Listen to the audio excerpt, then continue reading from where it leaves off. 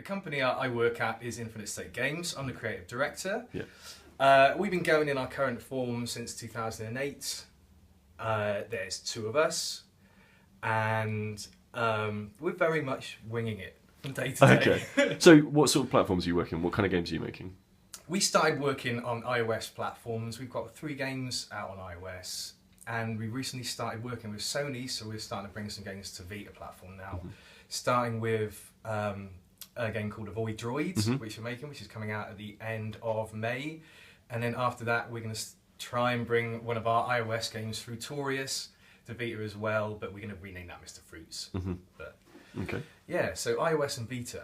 Okay, so portable platforms, that's perfect for us. One of the things I like about both the games in terms of like aesthetic, it definitely looks like you've got like a claymation aesthetic for, like a kind of created, homemade kind of aesthetic for... Well, that came about out of necessity rather than sort of a conscious decision, being that at the time we didn't have any artists. Right. And it's a nightmare. Unless you want to like do coder art or do pixel art, which everyone's getting a bit sick of. Yeah.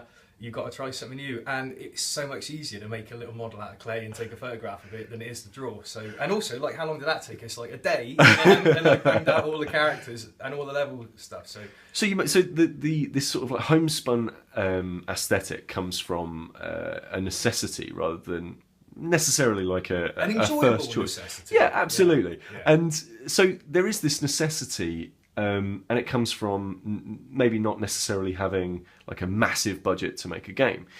So obviously that's an example of how an indie games developer can kind of get around that particular sort of technical hurdle, let's say. Yeah. So is that what the indie games scene to you is about? Is there a lot of, in your sort of day-to-day work, is there a lot of that kind of thing? I think among the genuine independents that aren't successful money-wise, there's an awful lot of make do and mend. There's an awful lot of you scratch my back and I'll give you my graphics engine. There's an awful lot of that's a really nice sound, man. Can I nick it and reverse it? There's a lot of helping each other, and there's a lot of making use of a lot of free stuff, and there's a lot of sharing information and resources between companies that I don't think you'd get certainly in my experience in AAA, you don't get. Which is really nice. It's a little bit communisty. I mean, so there is this sort of like spirit of sharing amongst like certainly a large portion of indie game developers that I've talked to, that kind of thing. What do you feel? Obviously, there's the monetary benefit of not necessarily having to pay a whole bunch of stuff, but are there any other benefits? Are there any sort of creative benefits of talking with one another, or is it simply? Well, absolutely. I mean, like most of the indie developers that we are friendly with and help, we all kind of like similar games, and we all tend to share similar ethoses for what makes a game fun. Our games are all massively different, but because of that huge melting pot of unbridled creativity that isn't necessarily led by I've got to shift units. Yeah. There's some great ideas and some inspiring ideas, and we're all sort of instantly inspired by each other. And it's so easy to say, guys, I've done this, stick it on your dev kit, have a go, But you couldn't, let's say you're working for a AAA company, you couldn't send over a copy of FIFA to the Mass Effect people and go, what do you think of this cross? Like look at these ball physics. Yeah, you can't. But we can. I can suddenly have a go on, we'll make Brandon's Forget Me Not, and he can have a go on Avoid Droid and say, I'm not sure about Mission 8.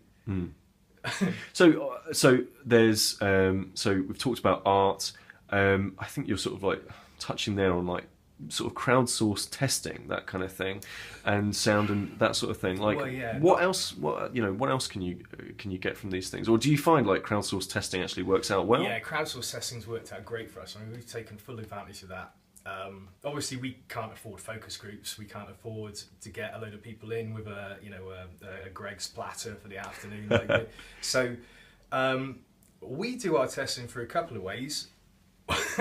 We invite friends around to have a go, write down notes. Not friends that necessarily like games, like mums, sisters, people's friends, mums. Yeah. A lot of people from work get dragged in. Yeah. I think the most effective and interesting one we did was we went to Dare and we went to that one in Cardiff, Game City. And we took a build of a Avoid Droid along to that, and we had a number of tweakies. So we had like an enemy speed tweaky and a sensitivity tweaky, because Avoid Droid is tilt controlled. Yeah. So it's absolutely relying on that control scheme being perfect, and not, oh, I'd like it a bit more, like we had to nail it. Yeah. So we had a couple of these sliders, and we just get everyone on, mess up the sliders, watch them mess up, and then tweak it so it's better, and then go, is that better?